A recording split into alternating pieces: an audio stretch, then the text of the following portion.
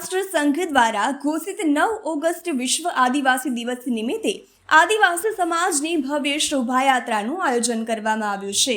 નવસારી તેમજ આજુબાજુના તમામ આદિવાસી સમાજના સગાજનો આ શોભાયાત્રામાં જોડાશે। આ વર્ષે આદિવાસી સમાજના દરેક રાજકીય પાર્ટી સાથે જોડાયેલા તમામ પાર્ટીના ભાઈઓ બહેનોને સાથે રાખી સર્વસંમતિથી આ આયોજન કરવામાં આવ્યું છે। આ સામાજિક કાર્યક્રમ હોય અને આ કાર્યક્રમને રાજકીય રંગ ન લાગે તેની દરેક જવાબદારી લીધી હતી અને આ કાર્યક્રમ જાહેર હોય તો તમામ નગરજનોને હાર્દિક આમંત્રણ પણ આપવામાં આવ્યું છે।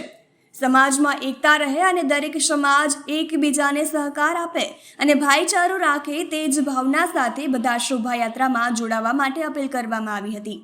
આ શોભાયાત્રામાં અંદાજિત 25 થી 30 હજાર લોકો ભાગ લેશે।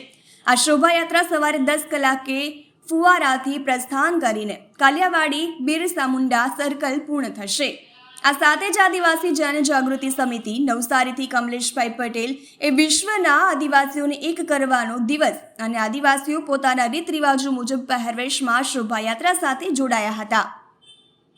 તહેલકા ન્યૂઝ સાથે રિપોર્ટર નીતિનભાઈ, નવસારી।